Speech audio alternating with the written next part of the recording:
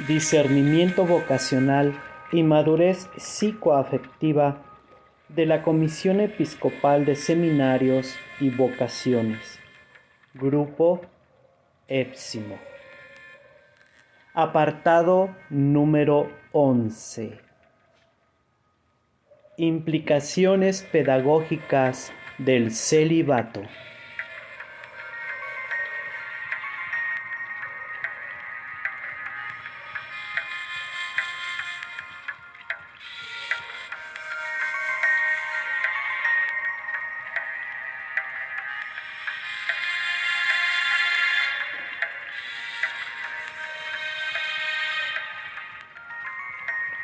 A.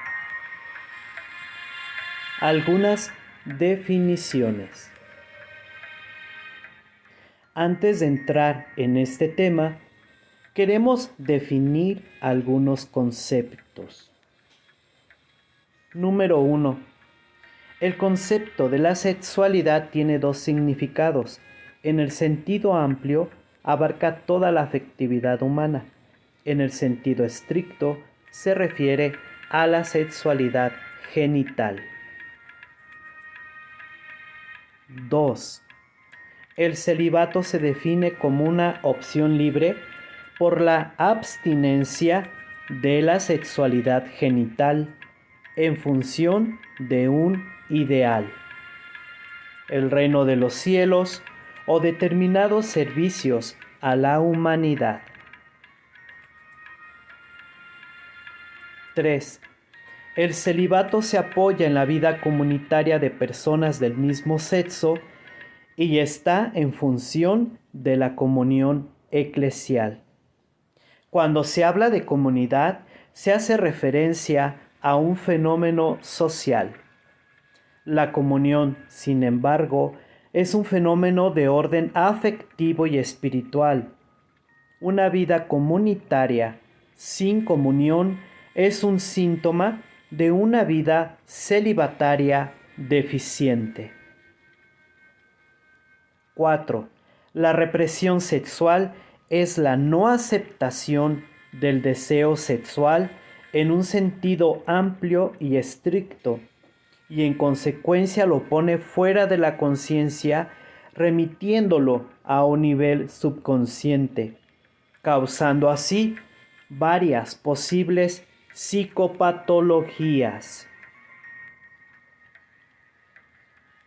5. Por sublimación entendemos la sustitución del fin original del deseo sexual por un fin asociado no sexual y socialmente aceptable. 6. El control de sí mismo no debe confundirse con la represión y se refiere a la capacidad plena de aceptar conscientemente los propios deseos y sentimientos, inclusive el deseo sexual, y enfocarlos libremente por el camino de la satisfacción o expresión directa o sublimada, según sea el caso. 7. Afecto es el impulso experimentado por el sujeto que lo hace tender hacia aquello que es valorado como bueno o evitar lo que considera perjudicial. Rula, Psicología Profunda y Vocación.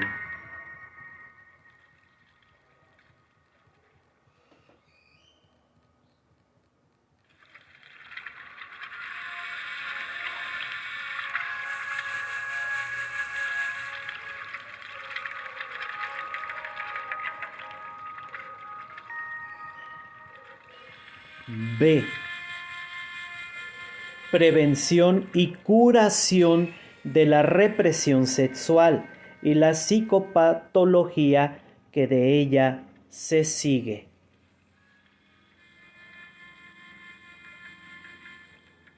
B1. Curación. de la curación de las neurosis y psicosis que pueden existir en diferentes grados en los candidatos al sacerdocio y vida religiosa y en los formandos, se trata en el capítulo Implicaciones pedagógicas en el área de las psicopatologías. B2. Prevención. En este apartado nos referimos más bien a la prevención de la represión en general y la reprensión sexual en particular en la formación de sacerdotes y religiosas. Parecen aconsejables las siguientes medidas. Número 1. Desde un principio, los formandos han de aprender a distinguir entre el deseo y el afecto, por un lado, y la respuesta o expresión que da la persona por medio de la conducta a este deseo o afecto. Los sentimientos y deseos son moralmente neutros y deben aceptarse conscientemente en función de la salud mental. También el deseo sexual en su sentido amplio y estricto, y también los afectos que se consideran socialmente negativos, como odio, agresión o afectos positivos para una persona del otro sexo. La moral entra en la respuesta que se da a estos afectos o deseos. Una buena parte de las neurosis surgen cuando los sujetos confunden los afectos y deseos cuya expresión directa no es socialmente aceptable con conductas inmorales, o cuando confunden sentimientos e impulsos personalmente desagradables con daños psicológicos, produciendo sentimientos de culpa, miedo o angustia por estos sentimientos y deseos, y su consiguiente represión y remisión a un nivel subconsciente. En la confesión y dirección espiritual, por ejemplo, es muy frecuente poder constatar esta confusión.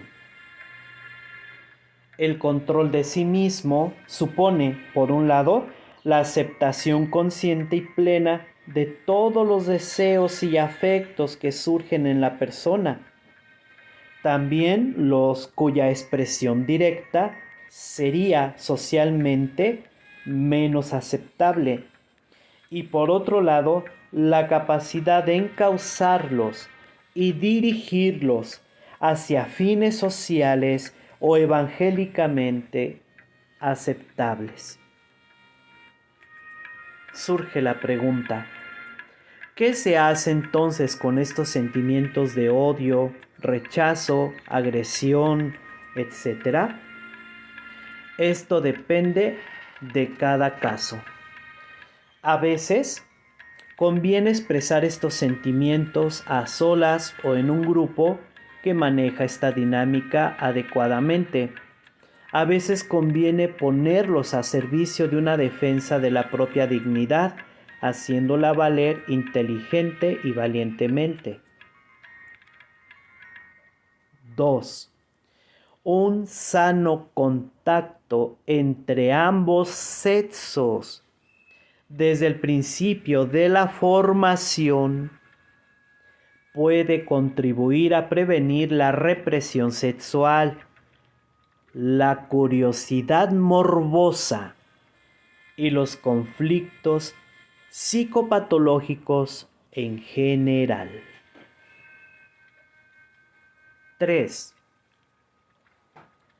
La aplicación de test, entrevistas y análisis puede ayudar para detectar una elección neurótica por el celibato desde un principio, la cual, por no ser vocación divina, hermanitos, por no ser vocación divina, requiere primeramente un tratamiento psicoterapéutico y la remisión del candidato a su casa. 4. Una información amplia sobre el campo de la psicología y de la sexualidad debe de ser parte de la formación intelectual paralela a la formación afectiva. 5. Debe existir un espacio especial en donde se pueda hablar libremente de la sexualidad y de los problemas implicados en su vivencia, tanto a nivel individual como grupal. 6. Los formandos deben aprender a apreciar su corporalidad y respetar y amar la de los demás y a utilizar los medios higiénicos, ejercicios físicos, el cuidado personal, el orden, la limpieza y el decoro como manifestación de la autoestima. 7. En la formación se debe aprender a tolerar la frustración y manejarla adecuadamente por medio del trabajo inteligente, paciente y tenaz, tendiente a superar o a minorar las causas de esta. 8. Se debe enseñar y practicar un método ordenado para orientarse en el ambiente, por ejemplo, siguiendo estos 3 pasos. A. Ver y saber que el ambiente es ambiguo para no ser ingenuo. B. Discernir lo bueno y lo malo en el ambiente y en la propia reacción al ambiente.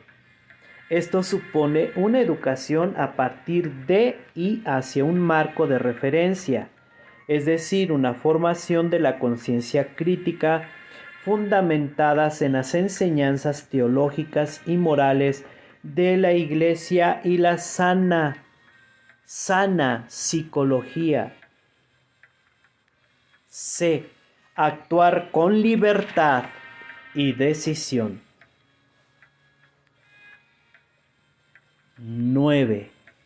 Se debe evitar una idealización narcisista del celibato, que se da muchas veces casi inconscientemente, por ejemplo, cuando se pide por más vocaciones en lugar de pedir por mejores vocaciones, o cuando se atribuyen al celibato valores y virtudes que no son exclusivos del celibato. También cuando ingenuamente se ignora los escollos reales que existe en este estado de vida, como por ejemplo la represión sexual y ciertas conductas neuróticas y asociales que en diferentes grados suelen darse en la práctica.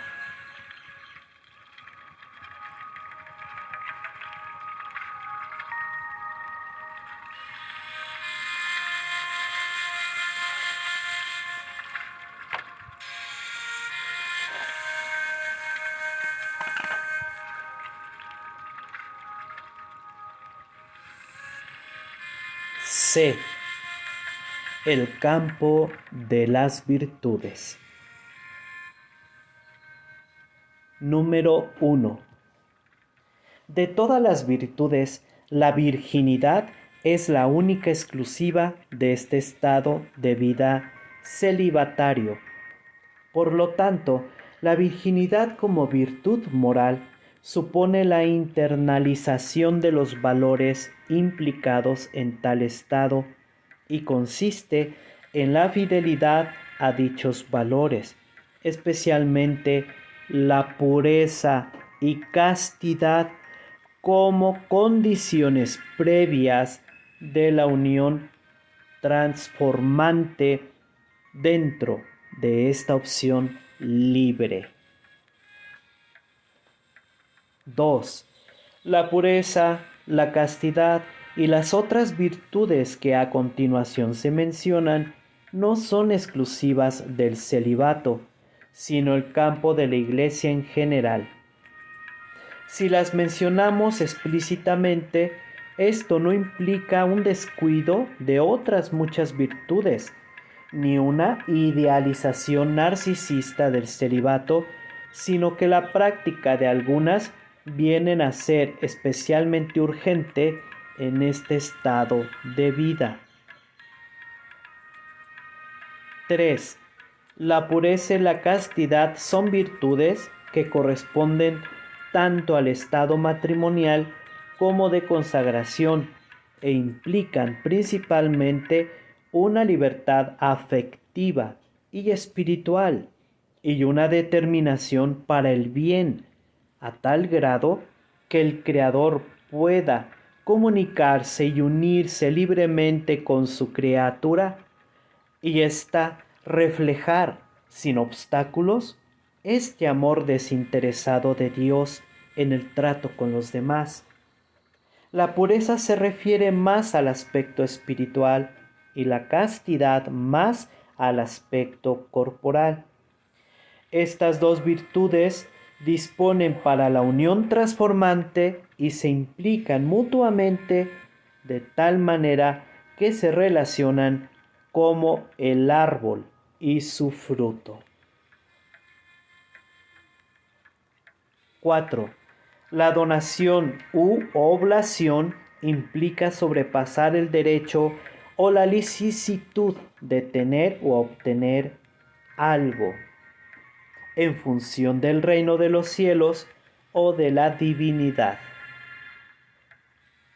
5. La oración afectiva es un grado de oración necesario para este estado de vida, aunque no exclusiva de ella.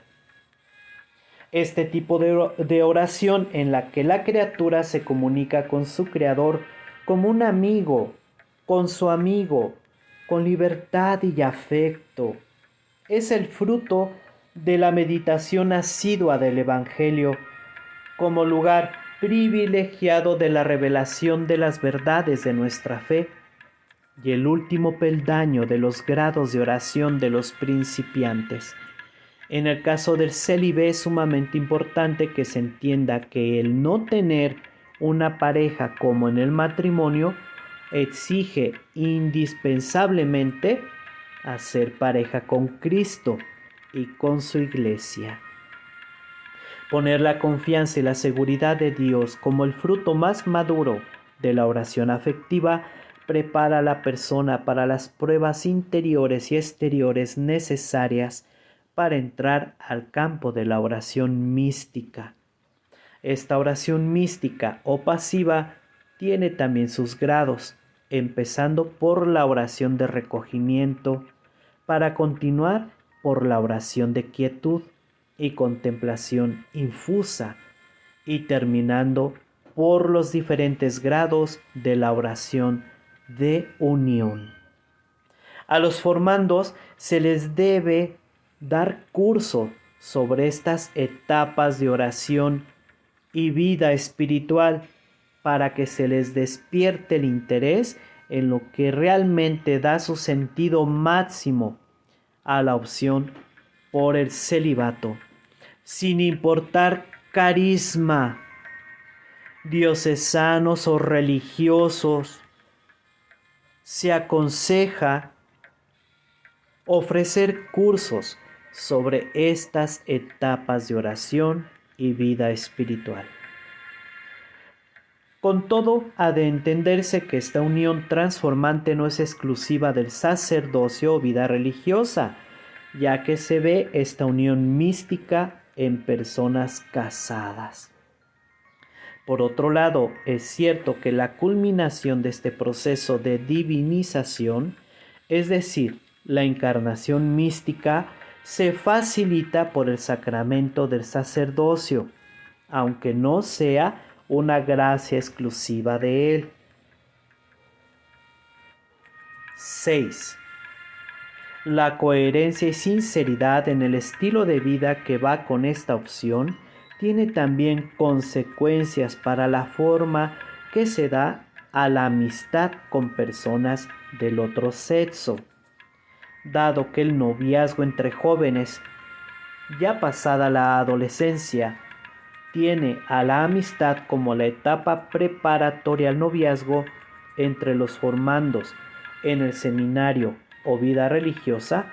La amistad heterosexual necesariamente, para ser coherente, adquiere otra función e intención, la cual influye en la forma que adquiere la amistad en este estado de vida. La amistad con personas del otro sexo, de los que viven en celibato, deben tener una intención pura, lo que significa que el centro y la finalidad a que tiende esta amistad viene a ser la unión de cada uno de los amigos con Dios, no mediado por la unión sexual entre ellos como en el matrimonio.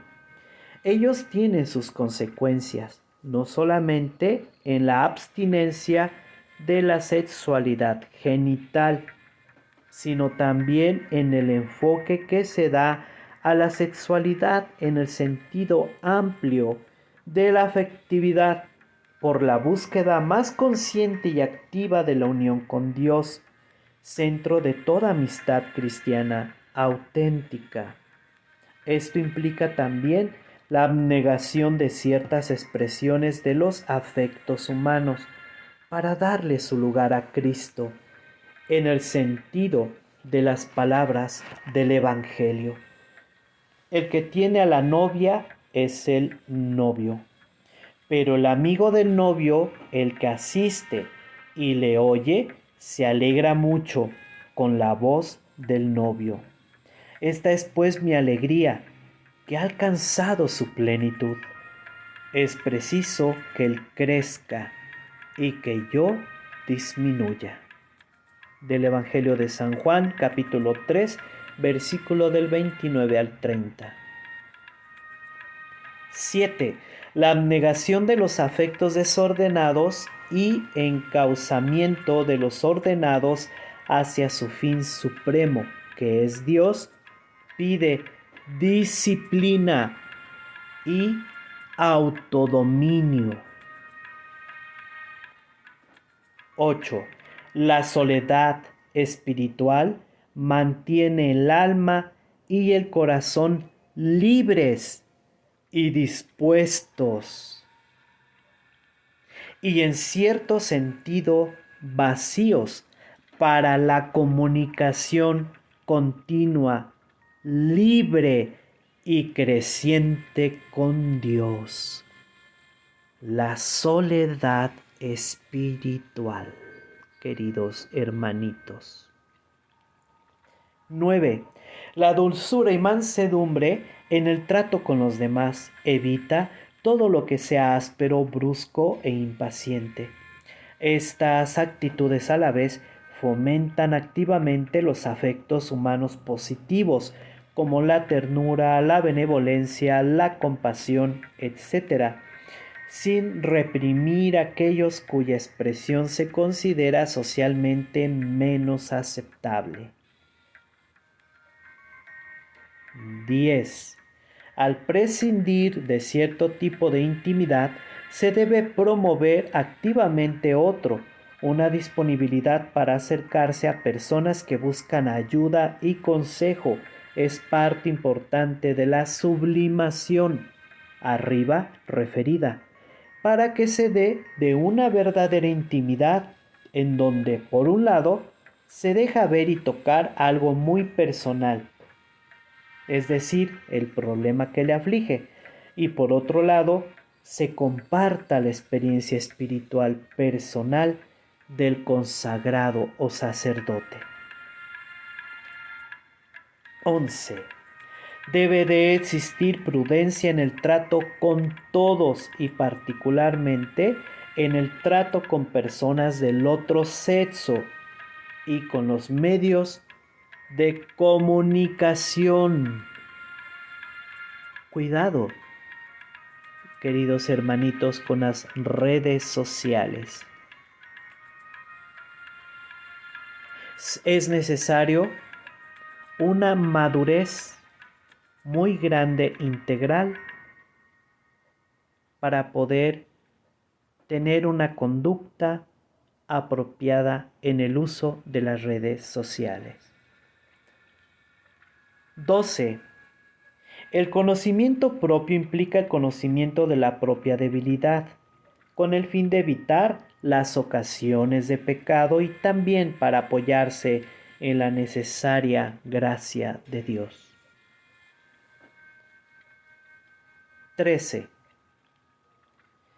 La virtud del orden es necesaria para la vida del celibato, que conlleva la relación comunitaria. Esta virtud ayuda a estructurar y organizar el tiempo según la jerarquía de valores. Así se evita tanto el activismo que impide los procesos de internalización e integración, como la ociosidad que impide dar fruto. Es decir, queridos hermanitos, el sano equilibrio. Se da el fenómeno que en ciertas comunidades religiosas existe una excesiva dependencia de la organización comunitaria del tiempo, a costa de un aspecto importante de la madurez, que es la capacidad personal de estructurarlo. Esto conlleva que a veces no saben qué hacer con y en su tiempo libre, cuando lo tengan. 14. La correspondencia creativa a los dones y talentos que el Creador da a cada uno y a las inspiraciones del Espíritu Santo es expresión de la natural generatividad del ser humano, ya que la gracia asume y eleva la naturaleza.